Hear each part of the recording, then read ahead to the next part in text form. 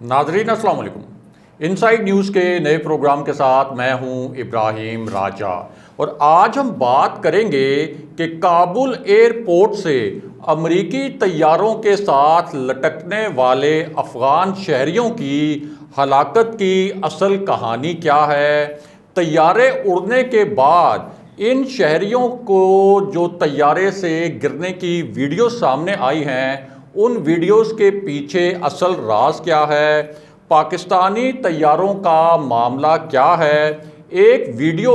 जिसे social media websites पर यानी फेसबुक पर, ट्विटर पर, इंस्टाग्राम पर और दीगर सोशल मीडिया ऐप्स पर 5 करोड़ से ज़ायद मरतबा देखा गया। इस वीडियो के किरदार कौन हैं और वज़ीर-ए-आज़म इमरान खान और army chief general Qamar Javed Bajwa ने क्या बड़े फैसले किए हैं। साथ ही आपको ये भी बताएंगे कि अफ़गान सदर अशरफ गनी के मुतल्लिक किस नौयत की इतलात आ रही हैं। हमारे जिन दोस्तों ने अब तक हमारे चैनल को सब्सक्राइब नहीं किया, उनसे हम कहेंगे कि हमारे चैनल को सब्सक्राइब कर लें ताकि उन्हें अहम मालूमात बर वक्त मिलती रहें। अब वापस आते हैं आज के मौजू पर, यानी अमरीकी तैयारों के साथ लटकने वाले अफ़गान शहरियों की फ़ज़ा से गिरने की जो वीडियोज़ आई हैं, उनके पीछे असल कहानी क्या है। सबसे पहले आपको बताते हैं कि काबुल एयरपोर्ट पर पहली मर्तबा जो फायरिंग हुई थी उस वक्त असल में क्या हुआ था। तो मामला ये है कि पहले तो ये इतलात फैलाई गई कि काबुल एयरपोर्ट पर तालिबान ने हमला किया है और जो इंडियन मीडिया है उसने इस मामले पर बड़ी बड़ी हेडलाइंस चलाई ताकि आलमी बरादरी को मुतवज्जो किया जा सके और आलमी बरादरी इस मामले पर कोई एक्शन ले, क्योंकि बहुत से यूरोपीय ममालिक, नेटो ममालिक और अमेरिका के जो उस वक्त सफारती अमला था और उनके जो एम्बेसीज का स्टाफ था वो उस वक्त काबुल एयरपोर्ट पर मौजूद था। इसलिए भारत की पूरी कोशिश थी कि इस पूरे मामले को इस तरह से पेश किया जाए कि तालिबान ने कोई मुआहदे की खिलाफ वर्जी करते हुए काबुल एयरपोर्ट पर हमला कर दिया है। लेकिन बाद में एक हैरानकुन इंकशाफ हुआ और इसकी बाज़ाब्ता तौर पर तस्दीक भी की गई और वो इंकशाफ ये हुआ कि काबुल एयरपोर्ट के अतराफ तालिबान मौजूद तो थे और वो एयरपोर्ट पर कब्ज़ा भी कर सकते थे। उनकी भारी नफरी जो थी उसने काबुल एयरपोर्ट का घेराव कर रखा था, लेकिन उन्होंने फैसला ये किया था कि वो काबुल एयरपोर्ट पर हमला नहीं करेंगे। अगर वो ये फैसला कर लेते तो काबुल एयरपोर्ट पर कब्ज़ा करना तालिबान के लिए कोई मुश्किल काम नहीं था, लेकिन उन्होंने ये फैसला किया कि काबुल एयरपोर्ट पर फ़ज़ाई ऑपरेशंस जो हैं वो जारी रहने चाहिए और जो गैर मुल्की सफारती एहलकार हैं उनके लिए भी एक सेफ़ पैसेज होना चाहिए और जो भी वहाँ पर शहरी ऐसे मौजूद हैं जो उस वक्त अफ़गानिस्तान से निकलना चाहते हैं तो उनको एक महफूज रास्ता फराहम किया जाए। अब हुआ ये कि जब अमेरिका और नेटो के दीगर ममालिक काबुल एयरपोर्ट से अपना सफारती अमला वहाँ से निकाल रहे थे तो बहुत से अफ़गान शहरी भी काबुल एयरपोर्ट पर मौजूद थे और इनमें से दर्जनों शहरी ऐसे थे जिन्होंने कोशिश की कि वो अमेरिका और जो दीगर मुल्कों की जानिब जाने वाले तैयारे थे वो किसी तरीके से उन तैयारों में सवार हो जाएं, क्योंकि एक गैर यकीनी की कैफियत जो है उस वक्त मौजूद थी काबुल एयरपोर्ट पर। बाद में तालिबान के तर्जुमान ने वाजे भी किया था और एक अपील भी की थी कि सब लोग पुरअमन रहें, किसी से ना तो कोई लूट मार की जाएगी और सब की इज़्ज़तों की, जानों की और उनके मालो दौलत की हिफाजत की हम गारंटी करते हैं। लेकिन चूंकि काबुल में तालिबान अचानक दाखिल हुए थे, अगरचे इसके लिए एक गोली भी नहीं चली थी और बड़े पुरअमन तरीके से वो काबुल में दाखिल हुए और वहाँ पर सरेंडर कर दिया गया था,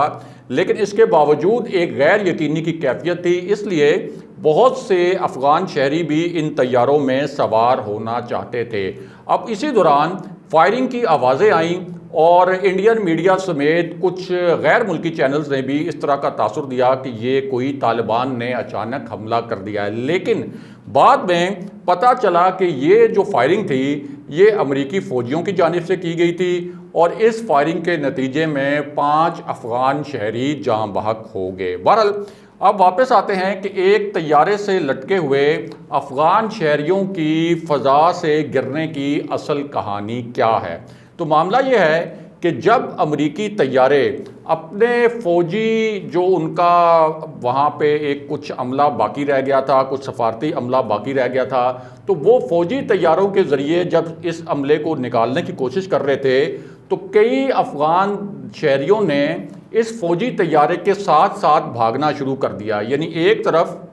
یہ امریکہ کا جو فوجی طیارہ تھا وہ رن وے پر چل رہا تھا اور یہ بالکل ٹیک آف کی پوزیشن میں تھا، دوسری جانب درجنوں افغان شہری ایسے تھے جو کہ آپ فوٹیجز میں بھی دیکھ سکتے ہیں کہ درجنوں افغان شہری ایسے تھے جو کہ اس طیارے کے ساتھ ساتھ بھاگنا شروع ہو گئے اور ان کی کوشش تھی کہ کسی طریقے سے وہ اس طیارے کے اندر داخل ہو سکیں۔ اب ظاہر ہے کہ جس وقت ٹیک آف کی پوزیشن میں ہوتا ہے طیارہ تو اس کے جو گیٹس ہیں وہ تو بند ہوتے ہیں،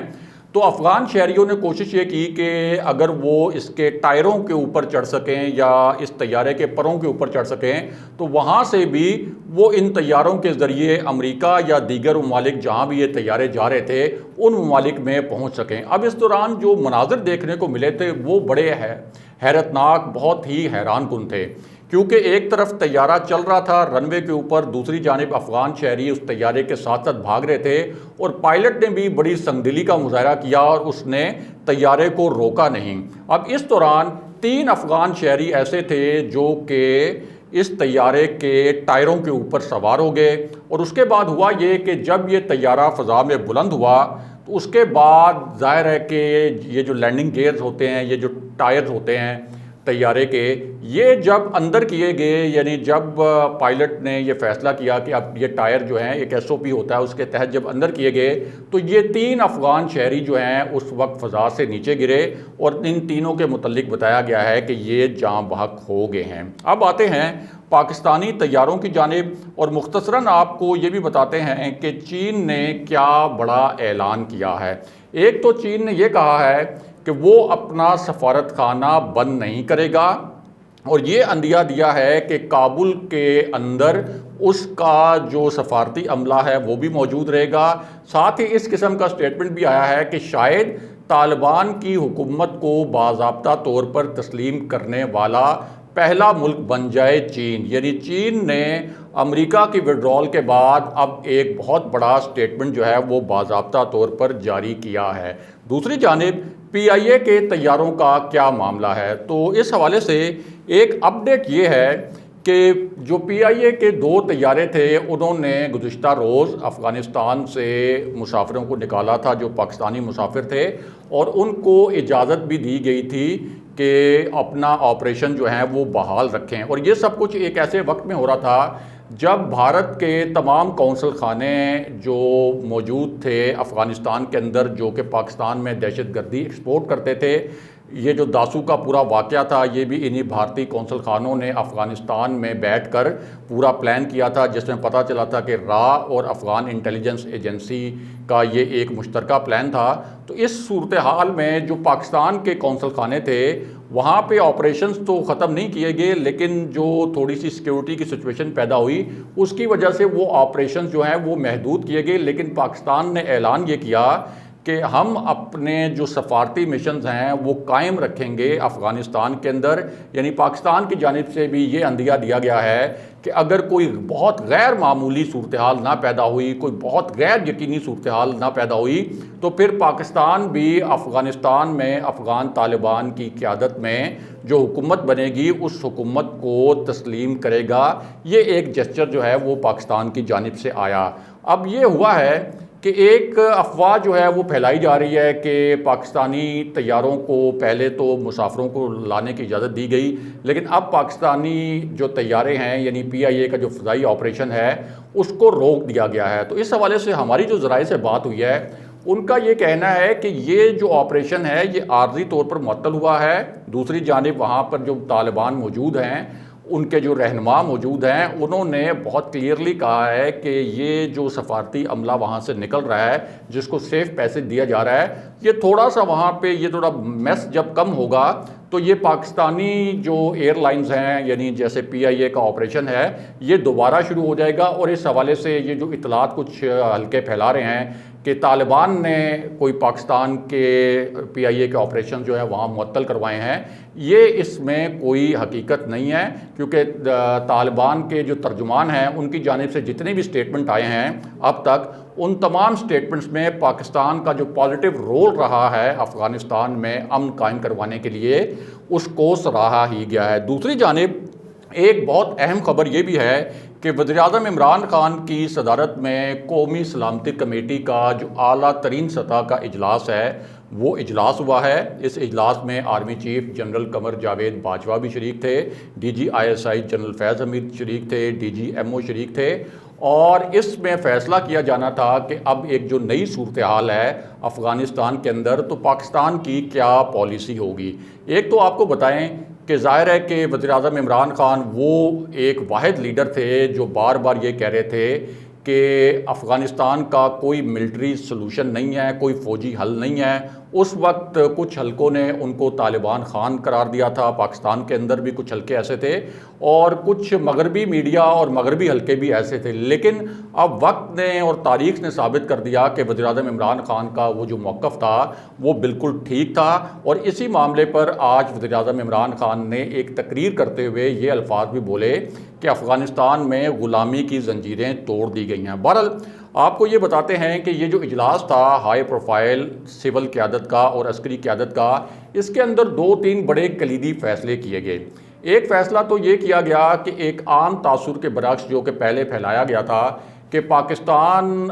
جو ہے وہ افغان طالبان کی حکومت کو تسلیم نہیں کرے گا، اس تاثر کی نفی کر دی گئی ہے۔ یہ کہا گیا ہے کہ اگر یہ پورا معاملہ پیسفلی سیٹل ہو جاتا ہے اور افغان طالبان کی وہاں حکومت قائم ہوتی ہے، اور انٹرنیشنل کمیونٹی کے ساتھ یعنی عالمی برادری کے جو تحفظات ہیں، جو پہلے طالبان کی حکومت تھی اس پر جو تحفظات جس قسم کے آتے رہے ہیں، تو اگر اپنی تمام اوبلیگیشنز جو دوحہ پیس ایگریمنٹ تھا اس کے تحت افغان طالبان نے پوری کی، تو پھر پاکستان افغان طالبان کی حکومت کو اور یہ جو عبوری پہلے سیٹ اپ بنے گا اس کو تسلیم کرے گا۔ اور اب تک اشارے افغان طالبان کی جانب سے یہی آ رہے ہیں کہ وہ ذمہ دارانہ رویہ اختیار کریں گے، کیونکہ انہوں نے یہ اعلان کیا